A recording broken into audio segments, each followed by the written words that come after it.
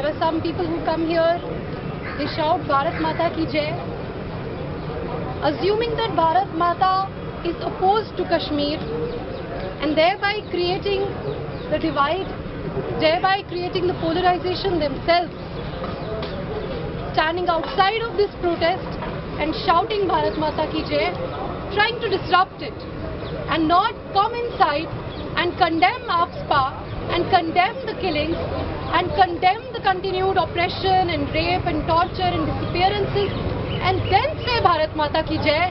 If you have that kind of genuine interest, if you have that kind of genuine intention to make people praise Bharat Mata, then please come here, stand with us, condemn the killings, condemn the rapes, condemn the bloodshed, condemn the torture, condemn the heavy military presence, and then say Bharat Mata ki Jai. Why is it that Bharat Mata has to be opposed to the question of killings, to the question of people's right to life? Who is creating this division? Are we creating this division, or are you creating this division? The democratization of Kashmir, the removal of draconian laws, the end to oppression of Kashmiris is important for the democratization of India itself. This is not the headache of Kashmiris alone. It is the headache of every Indian to see that no oppression is happening in their name. As Comrade Kavita rightly mentioned, that this is our responsibility to say, not in our name. This is the responsibility of every Indian who believes in the idea of India, who believes in democracy, to speak up for Kashmir, to support the genuine demands of the people of Kashmir. It is for the democratization of India itself, because the oppression that we witness in Kashmir today will become a part of oppression of Indians themselves if this oppression is not put an end to. If we don't end the normalization of violence, if we don't end the normalization of state repression, if we don't put an end to the normalization of rape, to the normalization of plunder, to the normalization of brutalization and torture, it will become a normal fact very soon in the rest of India. And that is what people like us actually realize when we come here. When we engage here with other democratic sections, with feminists, with other people, with Dalits, with leftists who are raising issues of oppression within India.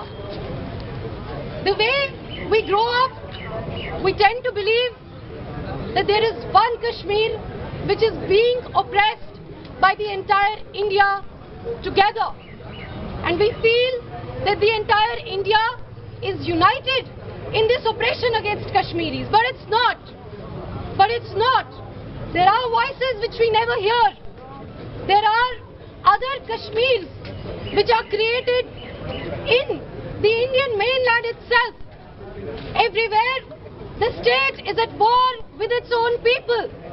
It's not only at war in Kashmir. The state is at war with people in Jharkhand. The state is at war with people in Chhattisgarh. The state is at war with people in Kudankulam. The state is at war with the Dalits and the tribals and the women and the weak and oppressed and poor.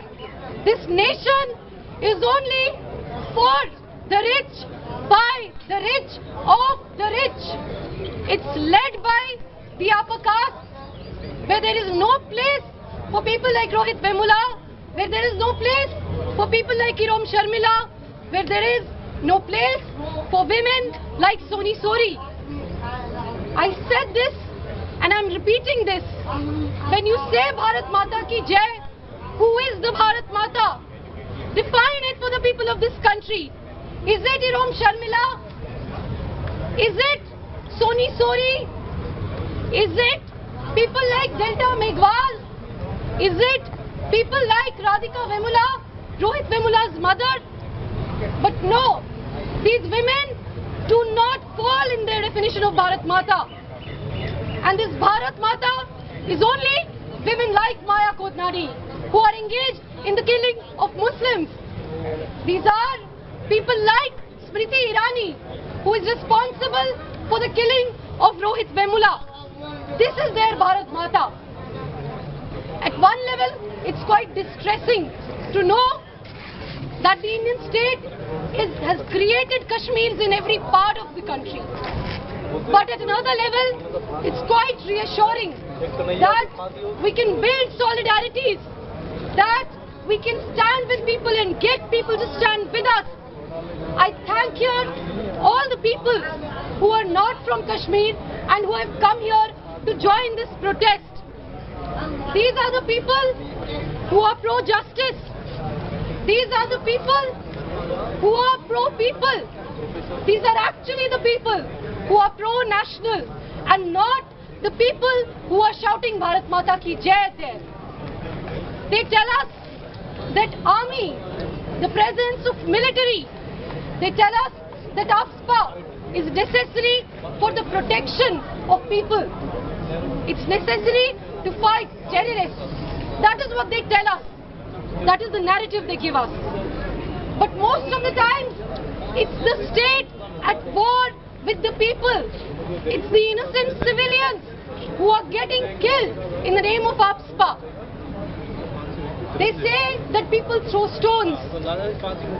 But we want to ask you, why do people throw stones? You must have heard about the Machal fake encounter, which happened in 2010. As a result of which, events kept happening and there was a 7-month, 5-month long siege in the entire Kashmir. Who started the violence?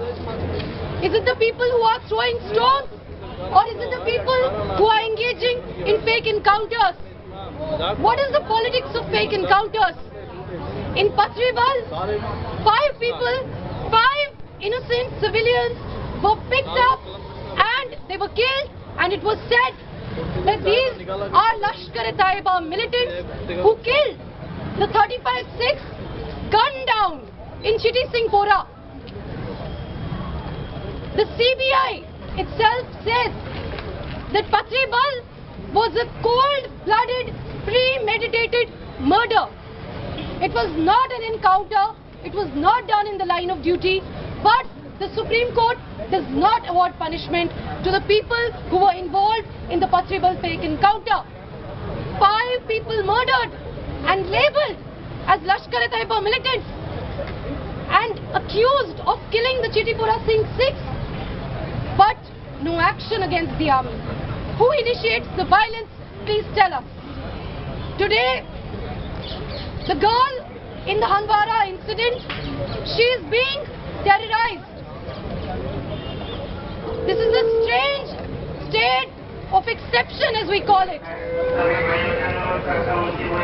In the rest of the world, whenever a girl gets molested, whenever a girl gets raped, it is the perpetrator who is punished. It is the perpetrator who is jailed. But in Kashmir, it is the girl who is complaining of molestation. She is the one to be put in custody along with her father. She is a minor. She cannot be filmed. She cannot be put in custody. She cannot be held without any charges. But she is, as a matter of fact. And they expect us to say Bharat Mata ki Jai. They expect us to say Indian democracy long live. They expect us to say Indian law long live. They expect us to say that we are law-abiding citizens. Who is breaking the law? Please tell us. Every law, forget law.